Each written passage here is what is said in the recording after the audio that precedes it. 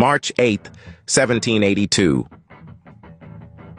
In the heartland of the Ohio country, at the Moravian mission in GNADNHITTEN, a harrowing event took place. A band of 160 Pennsylvania militiamen committed an act of unprecedented brutality. 96 Christian Indians, 39 children, 29 women, and 28 men were caught in the storm of violence. Unarmed, praying, singing, they knelt, oblivious to the fate that awaited them. From behind, their skulls were hammered with mallets, their lives extinguished in a blink. Despite the heinous nature of the massacre, there was no official punishment or legal action taken against the Pennsylvania militiamen involved. All right, Shalom. We are the Hebrew Israelites from the Indianapolis branch of the Great Millstone. We're here to give all praises, glory, and honor to Yahweh, Ba'ashem, Yahushai, Ba'ashem, Rakakwadash. Double honors to our apostles and elders of Great Millstone who rule well and teaching us this 100% truth. Salutations to them and our fellow Akim who labor in this truth week in and week out on the highways and byways. Also salutations to the hopeful elect of the scattered 12 tribes of Israel, scattered to the four corners of the earth, that be like unto the speckled bird, also known as the Israelite foreigners, and you so-called Negroes, Latinos, and Native Americans. To you, we say Shalom. Shalom. All right. Today, again, is yet another installment of our camp series called For Thy Violence Against Thy Brother Jacob, where we go into the historical atrocities that Esau, Edom, the so-called white man who is called the wicked in the scriptures according to Malachi 1 and 4, the terrible atrocities that he has committed against the children of Israel, both northern and southern kingdom. All right, but before we get into this article that's on the screen, I want to audibly declare fair use, as we did use a YouTube short as part of this video, and declaring fair use according to the reasons stipulated therein of the Copyright Act of 1976. All right, so without further ado, we'll get into our opening scripture. Book of Obadiah, verse 10. It says, For thy violence against thy brother Jacob, shame shall cover thee, and thou shalt be cut off forever. Yep, it says, for thy violence against thy brother Jacob. Now, ultimately, the Lord is speaking to Esau, Edom, the so-called white man. Okay, because ultimately, that is Jacob's older brother. When you go back to the story in Genesis 25th chapter, all right, they were twins, and, Esau came out first and Jacob came out second, you see? But we understand that this hatred, it goes all the way back, okay, to that time period. Because yep. Even when Isaac was getting ready to go back to the spirit world, Esau had purpose in his heart that he would slay his brother Jacob. Yep. You see? And we've seen that hatred carry out throughout all the generations, man. All right, most notably, all right, slavery. All right, but there's a lot of other different things. We've gone into a lot of things in this series that we've been dealing with. All right, but ultimately, we haven't even scratched the surface yet. Yep. There's a lot of things that, we don't know about. But as the scriptures say, hey, the Most High hath remembered her iniquities. We read Revelation 18th chapter, her being Babylon, right? So ultimately, we understand that the Lord has all of Esau's sins are in remembrance, okay? And ultimately, Esau, he's getting ready to reap his wickedness, man. Yep. And the Lord is going to recompense him according to all his wickedness, man.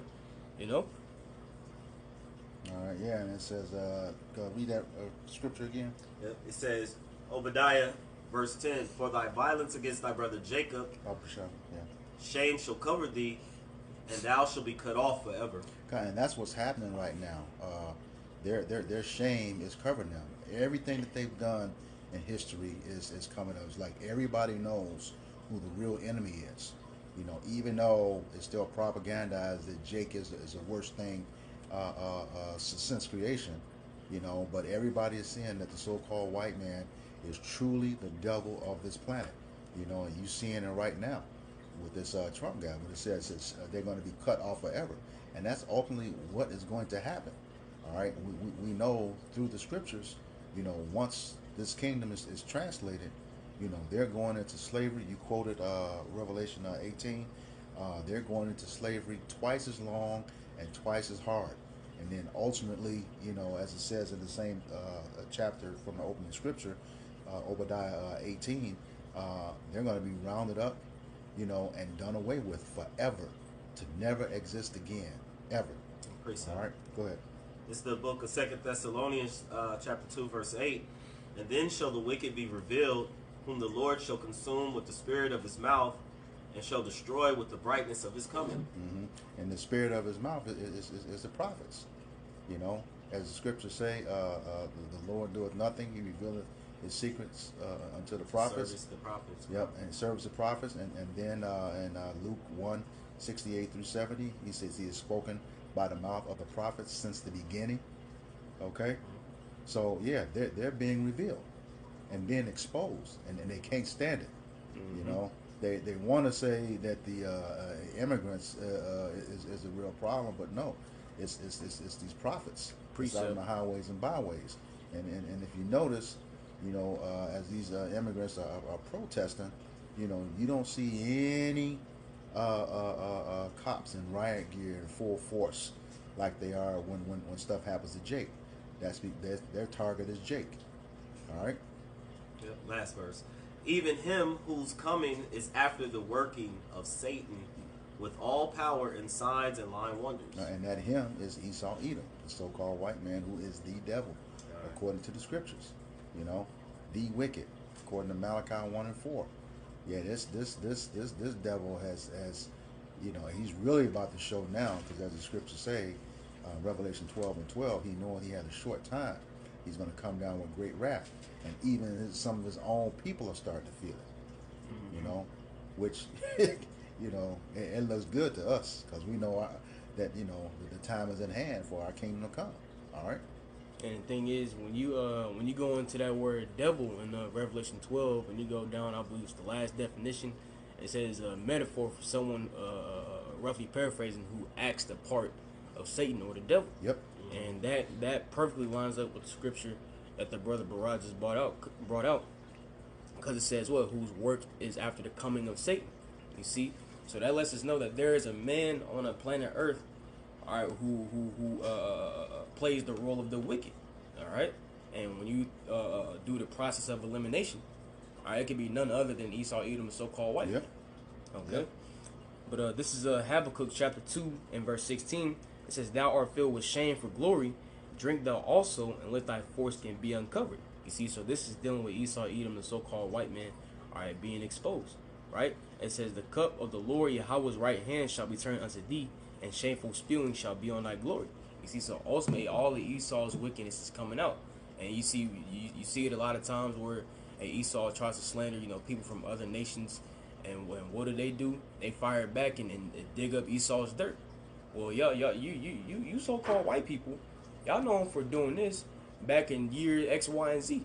You see? So ultimately, Esau Edom, as we're speaking, man, really he has no respect amongst the nations, man. Nope. Okay, and that shame is being seen. You see, the Lord is turning our Esau's glory into shame. Which is why, really, man, in the grand scheme of things, man, none of the nations really respect him. Nope. You know? And you're seeing that now. Look at what Canada and Mexico is doing. You know, that NAFTA agreement that has been in progress for a long time. The free trade, North American free trade, has been in process for the longest time. Okay, they said they want to start charging them tariffs. Canada and Mexico said, okay, we're gonna charge you, but also we're gonna go to China. You know. So yeah, there's no more respect for the whore, and it shouldn't be. All right. Okay, so with that, we're going to get into the article, which is, you know, the title of it is on the screen. We'll put a link to this article in the description box of the video. All right, it's from EJI, A History of Racial Injustice. All right, and it's titled, "Nearly 100 Indigenous People Massacred by Pennsylvania Militiamen." It says, on March 8th, 1872, Pennsylvania militiamen and frontiersmen murdered 96 pacifists. Somebody hold that definition.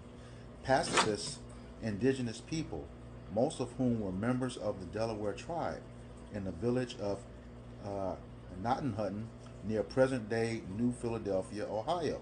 You got it? Yeah, I'm grabbing it. Okay. Pacifist. The definition for pacifist.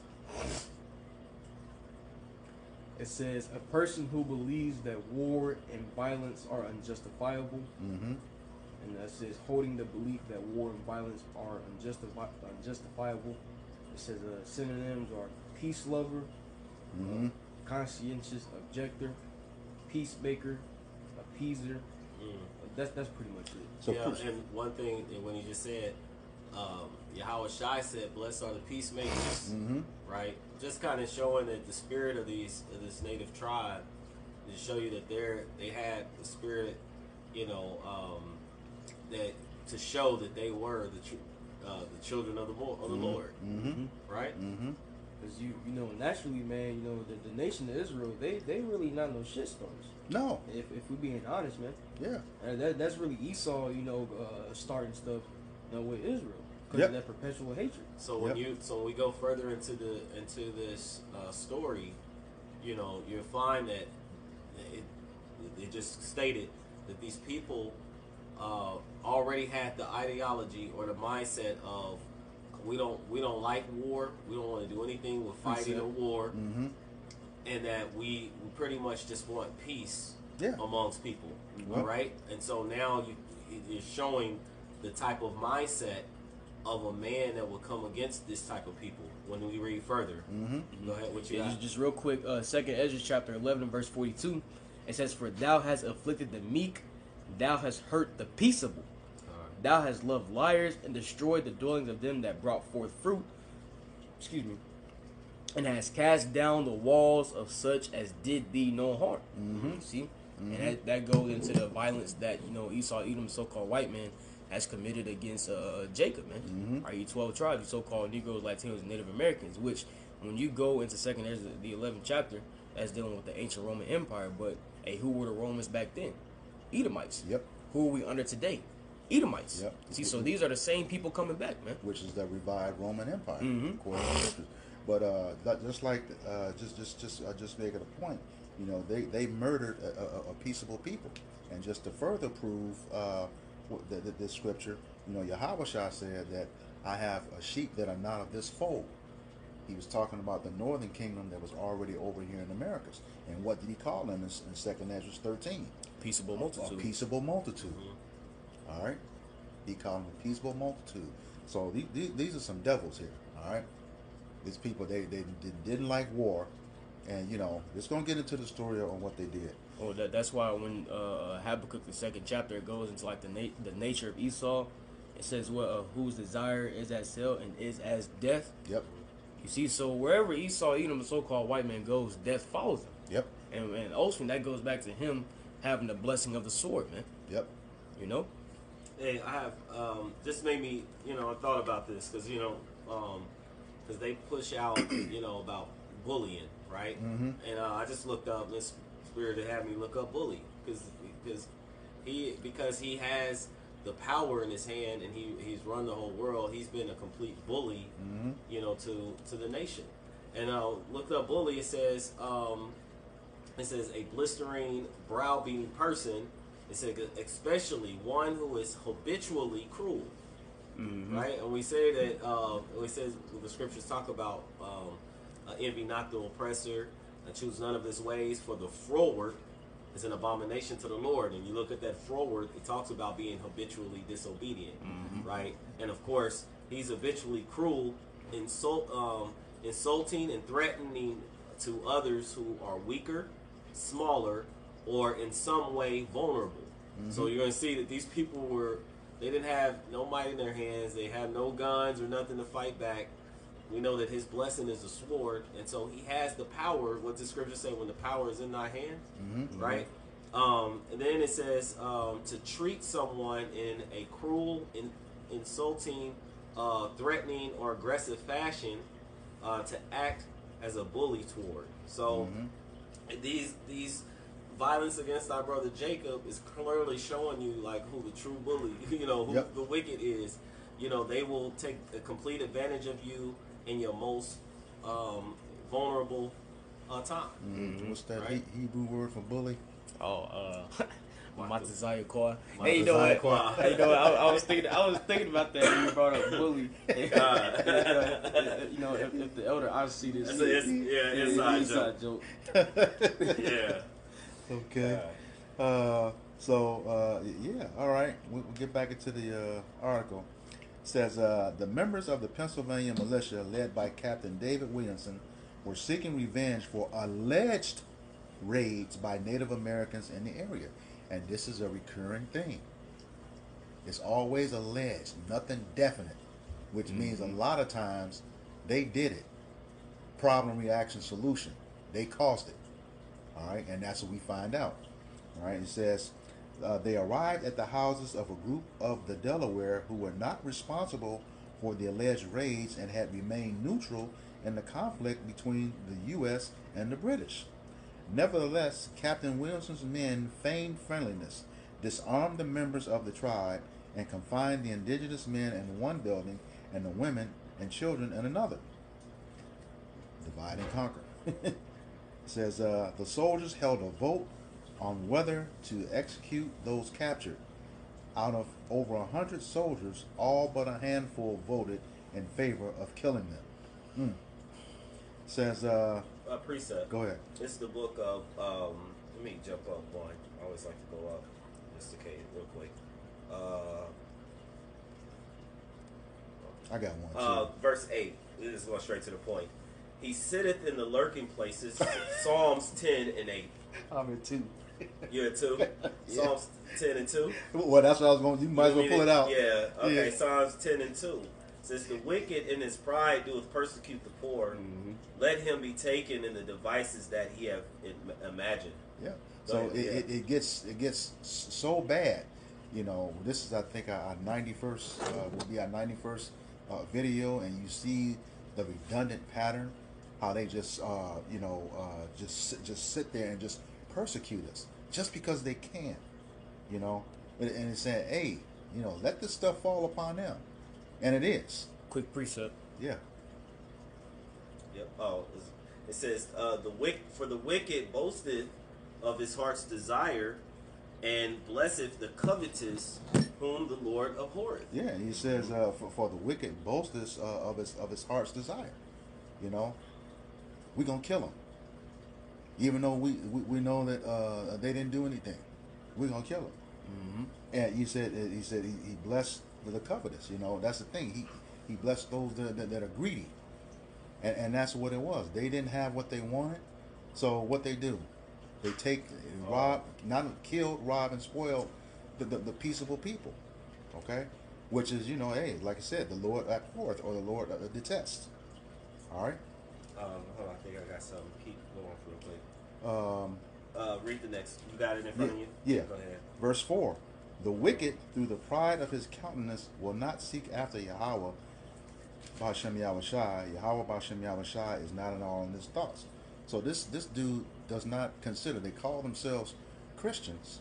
They know it's a life for a life when you murder people like that. Okay, but don't consider it. You know, they don't think it's going to happen to them because of the powers in their hand, as we were just talking about earlier. And you know what, the reason why they don't consider Yahweh Ba'Shem Yahushai is because ultimately when you go into the mindset of Esau Edom, so-called white man, or he has a God complex. He thinks himself to be Yahweh Ba'Shem Yahushai. Yep. All right, Esau Edom, so-called white man, thinks that there's none other than him. Okay, but we know, right, that in the coming days that also like the Lord did with ancient Pharaoh, how the Lord hardened ancient Pharaoh's heart, that the Lord could show his power. The Lord is doing the same thing all over again with modern day Pharaoh, Esau Edom, so-called white man. You see, because we quoted it earlier, the earth is given to the hands of the wicked. Okay, but Esau Edom's heart, his mind is so hardened that he believes that he's got it off his own strength, his own wisdom, which you can read about that in Isaiah the 10th chapter. All right, but the Lord gave you all these things for prophecy's sake, man. You know, and the Lord's getting ready to strip it from you. Yep, let me bring this out real quick because this is going into when you said he lurked privily, right? Will you read that again in 2? Wait, was it 2?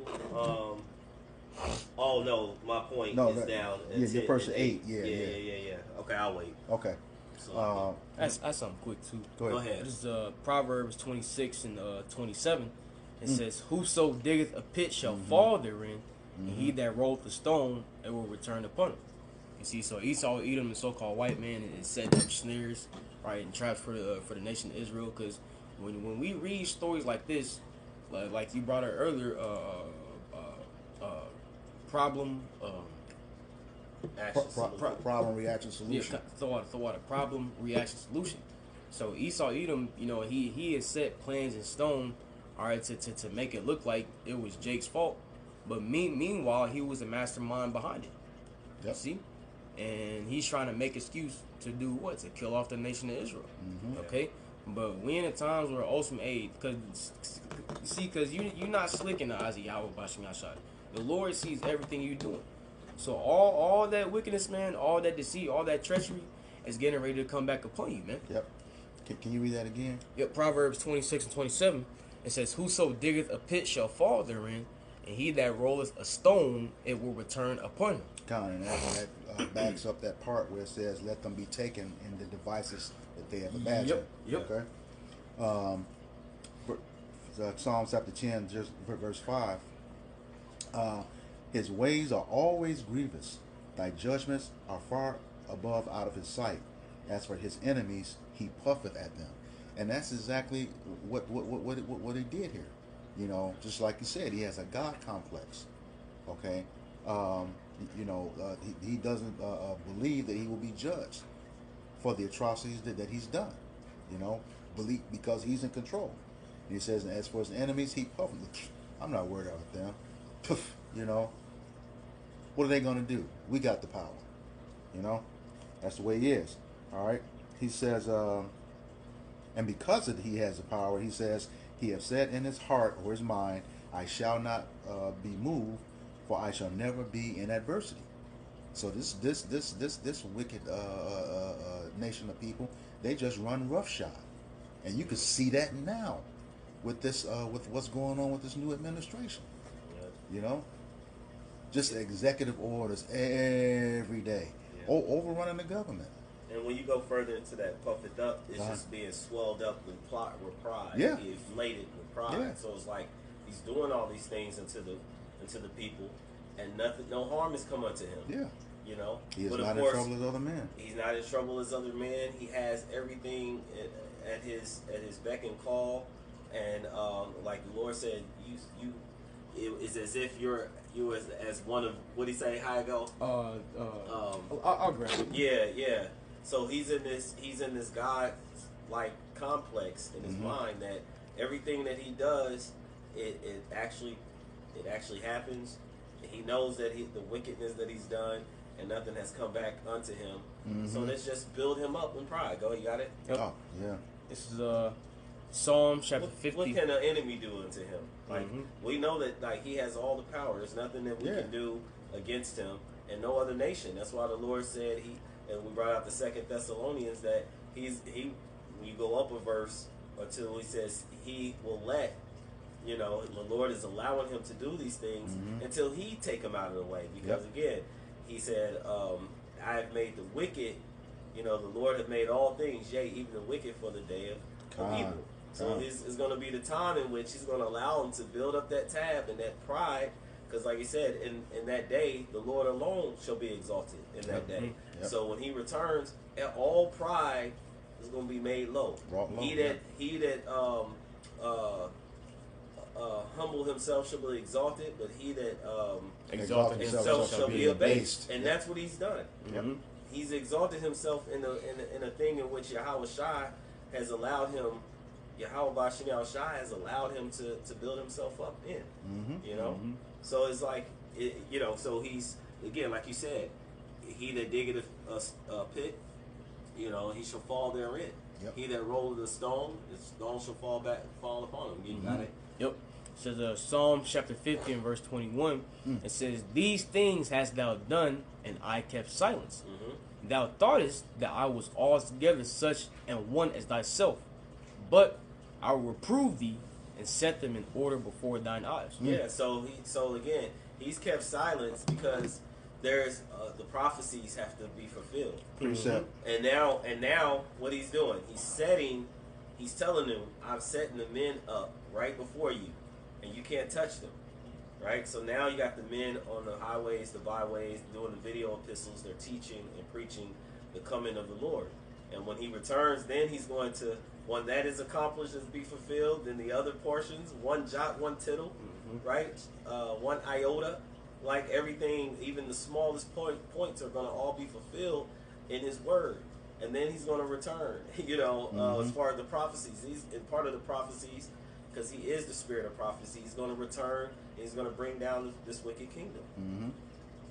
Yeah, I just wanted to back you up. Go ahead, and then we're going to go back into that. Yeah. In the article, just to back up on what you were saying, that he set things in order according to prophecy, and it has to happen in that order. This is the book of 2nd Ezra, chapter 4, verse 37, and it reads, "By measure hath he measured the times, and by number hath he numbered the times, and he doth not move nor stir them until the said measure be fulfilled." So every instance in this world, including every time you blink, had its appointed time to happen. Likewise, so does the rulership of Esau, Edom, and what he has to do to bring, to usher in the new kingdom. Because he has a bounds that he cannot pass. So of course, his time. That's why it tells you when he seen the prophets come, out. It says, "Woe unto the inhabitants of the earth and of the sea." For the devil's coming down unto you, having great wrath, for he knoweth that he hath but a short time. If I, paraphrase that, or did it verbatim, roughly paraphrasing, so he knows that the prophets are out on the streets. There's a scripture you just brought out. It said, "I'm gonna set them up before your eyes." And where are they seeing this on the videos? Teaching and preaching, and that's why all these things that are happening, because of all the wickedness that he was doing. But like we mentioned, bringing back Thessalonians, that the spirit of the prophets had to be revealed of who he was, who Satan shall be revealed by the spirit of his mouth, right? And now that he's being revealed, when all the destruction's happening, the storms, the pestilence, the famines, the mass death, they said this is for the wicked unto destruction. So those that join hand in hand, they're going to fall into it as well. But this is for the wicked, Esau, Edom, and all these things that are happening. The prophets are saying this is why, because for one, you took a peaceable people. In your past, when you thought that you puff it up, you thought that, hey, nothing will ever happen. You took pictures, you documented it, everything that you did, because it's going to tell you when we read it, you scalped them. It was children. It was more children than any, right? And we know what the scriptures say about, whoever perished being innocent. But we also understand that you helped forward that affliction upon our people. And because of that, you're going to get your just due. Yeah. Did you want me to continue the verse? Yeah, real Psalms? quick. Okay. Yeah, I wanted 8 in there. Okay. Psalms 10, verse 7. "His mouth is full of cursing and deceit and fraud. Under his tongue is mischief and vanity." Yeah, so again, he comes with with the peaceable words, but war is in his mouth. Though his words be smoother than butter, war is in his heart. So everything in which he approached before the masses of people, however he speaks, he dissembleth. What it tells you in Proverbs 6, he dissembleth with his lips. So he comes, but it's all deceit. So he comes with the way, with the words speaking beautifully. He's talking one way. They called it a forked tongue. If you look that up real quick. So he's speaking with a forked tongue. So he's speaking and it sounds good, but then the very moment he says, "Hey, we're doing this inclusion," and then before you know it, DEI and all of that's being all destroyed. Or he's talking about the very moment he starts to sign executive orders saying we need to get these start to deport in ICE, but then it's been mainly the tribes, the Northern Kingdom tribes being greatly affected by it. When you had thousands, like Elder Malcolm brought out, you had thousands of others, and you've made the point as to why.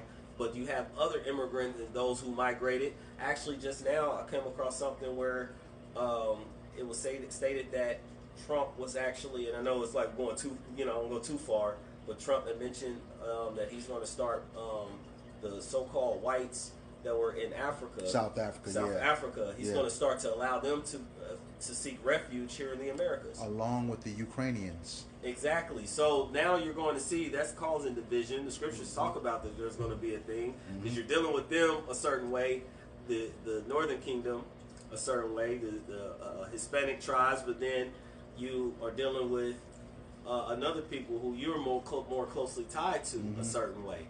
And so they're showing that division. The scriptures talk about that and that infighting, amongst the people. So it's just, these are also part of the prophecies. But let's get back to the slide. Okay.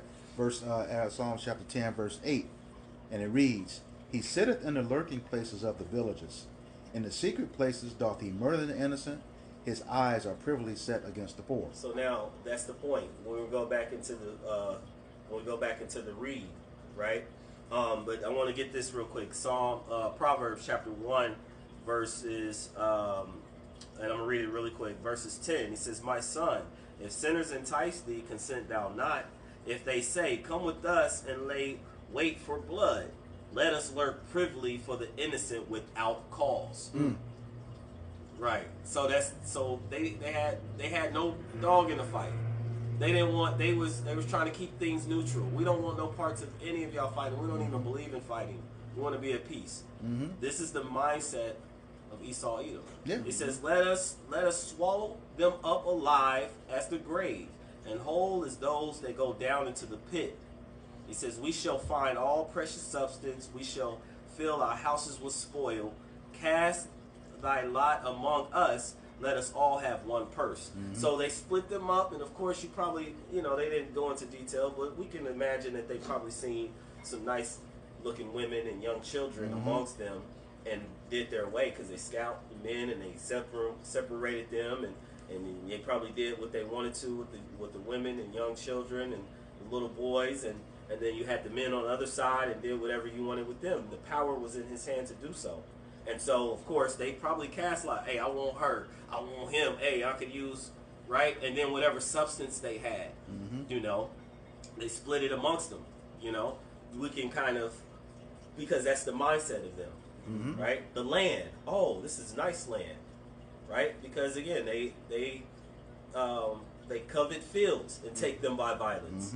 This is just what they do whenever they come. The Lord said, John 10:10, the thief cometh not but to steal, kill, and destroy. So what more when he comes, right? He says, but I come that you should have life and have it more abundantly. So when Yahushua comes, he's going to give the true children of Israel, the elect, starting with 144,000, then the innumerable multitude, life and life abundantly, where there will be peace and no war. All right. But we got to keep in mind too, this is the U.S. against the British, so these are pretty much Edomites against Edomites. Yeah. Okay, and they were looking to take them out. This is Sirach 14:5. It says, "He that is evil to himself, to whom will he be good? He shall not take pleasure in his goods." So the thing is, if they evil to each other, they trying to fulfill that long-lasting attitude, that perpetual hatred that they had towards Jake. He would not take pleasure in his goods. They could have had them as servants, spared their lives, whatever. But no, they slaughtered them. Yeah, let's continue that reading. Yeah, all right. Yeah. Here we go. Back to the read. This is going back to the article. It says, informed of the impending execution, the captured indigenous people spent the night praying and singing hymns. The next day, the militiamen bludgeoned them to death and scalped them. Children made up the largest group among those killed. The militiamen then burned the bodies together with the village. Only 2 children escaped alive. The GNADNHITTEN massacre has been called the greatest atrocity of the Revolutionary War. When the U.S. Congress learned of the incident, it ordered an investigation. However, the investigation was soon called off due to the concerns an inquiry would produce a confusion and ill will amongst the people. What's that say? Call for an investigation. They say that's the same spirit today with these Edomite cops in their whole system. We've investigated ourselves and not found a problem. That's the same thing they do today. Okay, whose possessors slay them and hold themselves not guilty. All right, Zechariah 11:5. Got anything? Yep. Well, listen to this here. It's Okay, the book of Galatians, chapter 6, verses 7 and 8. It says, "Be not deceived, the Most High Yahweh, Hashem Yahushai, is not mocked. For whatsoever a man soweth, that shall he also reap." So the things that he's putting out into the world, whether it be as a nation or as a people, a person, you're going to receive a recompense, a payback. It says, "For he that soweth to his flesh shall of the flesh reap corruption," and that's what this was an example of. It says, "But he that soweth to the Spirit shall of the Spirit reap life everlasting," and that would be of course, the elect that's sowing to the Spirit of Yahweh B'Hashem Yahushai, believing in this word and sticking to it to the best of their ability, with this true faith in Yahushai. So if there's nothing else, all right. So we like to end by giving first and foremost all praise, honor, and glory to Yahweh B'Hashem Yahushai B'Hashem Rakakwadash. Double honors to the apostles and elders, a great millstone. Peace and salutations to the hopeful elect scattered throughout the four corners of the globe. And we hope that this lesson was edifying, uplifting, exhorting, or alarming of some sort to the elect body of true believers. But before we end, I'd like to all say shalom. Shalom.